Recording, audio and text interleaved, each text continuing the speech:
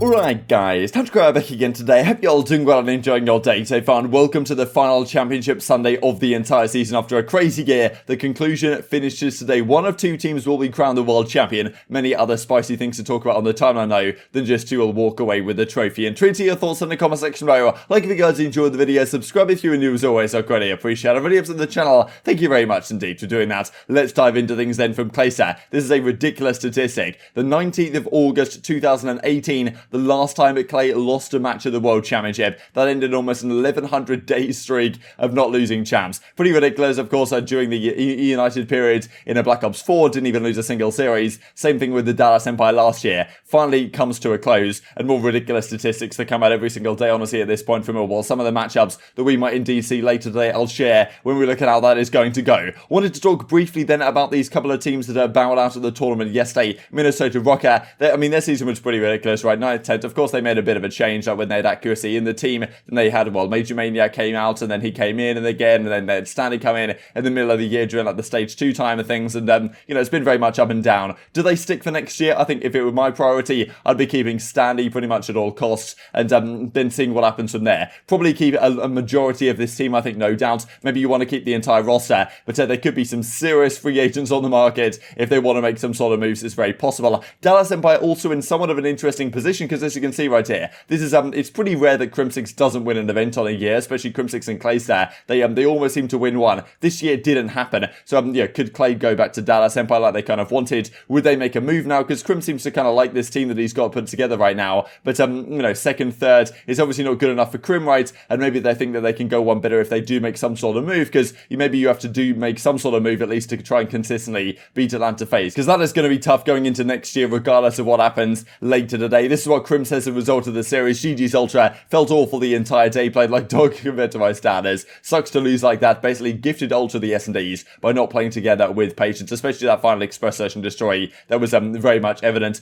Felt like we could have won every S&D today, even the ones against Atlanta FaZe, the one against Atlanta FaZe, if we did just that, despite personally having an off day. So tough scenes for Crimsix, third at the World Championship. Not exactly a disastrous result for the Dallas Empire going in. I think that if you'd have said going into the tourney, Dallas gets top 3, it's okay, it's a decent result. Probably where they should be realistically on balance, but not quite enough to win the entire thing. And for a guy like Crimsix and an organisation like the Dallas Empire, the winning is pretty much above all else, then maybe changes do happen. If that is the case, then roster mania is even crazier than it probably already is going to be. This was also ridiculous. I didn't notice before I recorded yesterday's video, but a few people were pointing this out on the timeline. These are the overall stats from that series, Toronto versus Dallas. And despite the kills and deaths not always being identical and the plus minus and the damages, the KDs across the teams are identical. Crim's the same KD as CleanX at a 0.89. It's Bance and Vivid, they both have a 1.02. ILLey and Cammy have a 1.01. And Shotzzy and Insight have a 1.10. So I've never seen that before. I wonder how long it might be until we see something like that again, because,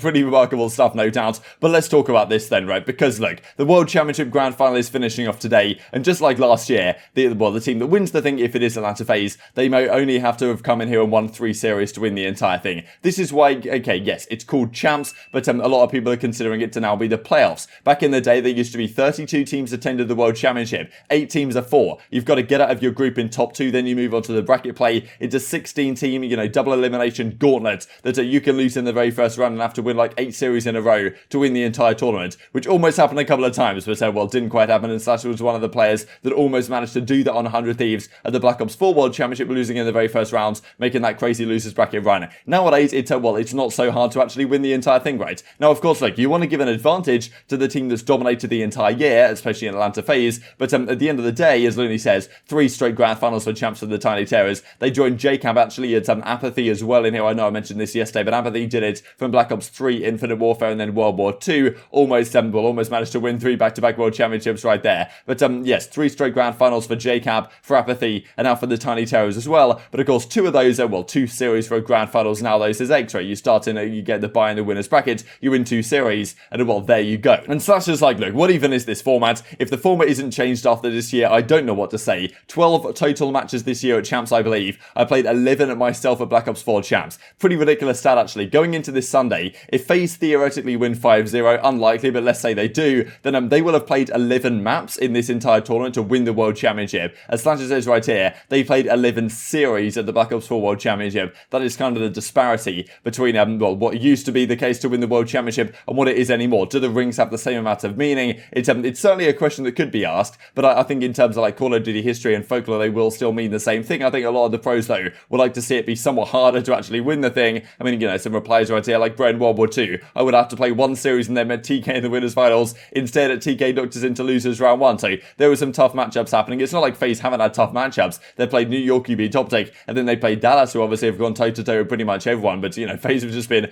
dominant this event so far. And this is the thing with OpTic, right, in Advanced Warfare Black Ops 3, despite them being like kind of the dynasty team expected to win, it's just so hard to do it. You can lose one series and that really throws off your entire tournament. And well, as Octane says as well, 2 series down, 1 to go for a ring. And no, maybe not particularly happy with how the format is done right now, but the FaZe guys probably not complaining with the situation they find themselves in. Also, this from Paris like kind of interesting, right? Because Dallas Empire yesterday, they really didn't have anyone to warm up against. This isn't really a thing because of the format. This has been a thing for years, right? If you're going into the losers finals just having played the winners finals, then what are you going to really do? Because the other team's making that crazy losers bracket run. You really don't have anyone to warm up against. Pistachio, social guy over there, Rambo, FeLo, and Alumni, or one of the managers at Envy. So who really knows, right? But they actually come out swinging on that first map, Garrison Hardpoint. So maybe this worked out to pretty good effect for them. Also wanted to talk about this then. So this was the team of the year officially confirmed yesterday. So we've got Simp and aBeZy. That's pretty much a no-brainer. But then you've got to find out, okay, who's going to be your main AR? Who's going to be your flex player? Now, Insight as the main AR, I think probably is a no-brainer, to be honest. I think he's been the best main assault rifle player that we've seen this entire year. Like, I think you've got to put him there. His search and destroy stats are ridiculous. Definitely rookie of the year, I think, especially after their series victory yesterday. If Standy and the Minnesota Rokkr had won that series against Ultra and gone on to win the entire thing, I think that probably Standy would have pipped him to the post. But I think Insight, no-brainer, really. Rookie of the year. And then, of course, the fourth player, you need some sort of flex on this team. That's going to be Dashy. Of course, I'm pretty sure this was fan voted. And at least, like, fans had a very high percentage vote in how this exactly played out, which is understandable why Dashy comes in. But, it just kind of is what it is at the end of the day. But I think a lot of, pros on the tunnel were like, okay, hang on a second, lads. Let's have a look at this and really think about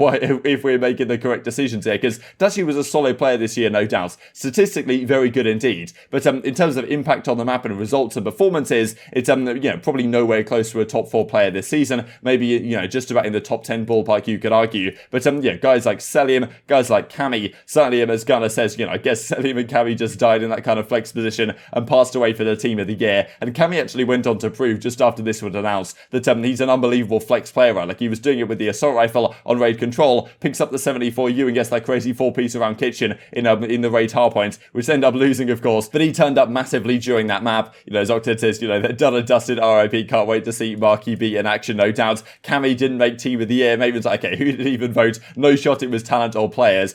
Come on, Clint, who did the vote if Dashy made it over Cell or Cammy? So players not necessarily convinced. That is, though, correct decision at the end of the day. Of course, Simp also won the MVP a couple of days ago, and there was certainly some talk about whether Simp actually should have won it, whether it should have been aBeZy. Personally, I think Simp does not get enough credit that he deserves. Right? Like, Simp is absolutely disgusting, and I think it's a situation where people have just got so used to Simp's greatness that maybe they're trying to find reasons at times to give things to other people. aBeZy is also absolutely spectacular as well. So, I wouldn't have really minded which way it goes, but I think that, to be honest, Simp statistically and what he does for the team is absolutely outrageous. And yes, aBeZy maybe does enable the team to some degree. I think a lot of pros would say that Tyler aBeZy deserved to win the MVP over Simp, but I think I think either way is probably perfectly reasonable. And what Simp does for that team, and in terms of engagement numbers and anything, it's really not too dissimilar to aBeZy. So I think even at times Simp gets somewhat underrated, which is pretty ridiculous for a player of his caliber. And so Loony's like, aBeZy didn't get it again. Come on, man, saw Simp at 1 at least. And maybe there is next year for the Atlanta FaZe to continue their reign of terror that the Tiny Terrors have had so far. This is the prizing structure as we move into this championship Sunday. $2.5 million prize pool. Last year it was 4.6 mil, but I'm pretty sure that the overall prize pool per player is the same this year, but they've split things up a bit more through the actual event. So the majors had a lot more prize to be won than they did previously, and now we've got 2.5 mil for the prize pool. So first place still makes 1.2 mil, so not too bad, especially split between 4 players. I think this works out to be pretty much the same as last year, 300k each. Not too bad. Does the org take a cut? I don't really know. Then of course we've got California Tactics, baby, so have fun with that one. But still, not a bad payday at the end of the day for whoever actually manages to win this entire tournament. It is going to be one of 2 teams, and as Octane says right here, Simp won his first COD champs in Black Ops 4, then ILLey and Shotzzy, to be fair, won their first COD champs last year in the Dallas Empire in Modern Warfare, and now this year you've got Insight potentially with the opportunity to win his first champs as a professional. He did play champs in Black Ops 4 and Singularity alongside CleanX actually, but Insight of course just coming to the squad this year, he could potentially do so, so later today. It would be an absolutely remarkable story, and maybe history points towards it to just a small degree. This is, of course, well, how the bracket looked for the weekend. A ridiculous bracket. If anyone successfully predicted this and is going to win the $100,000, if they would predict the grand finals correctly, I would, well, say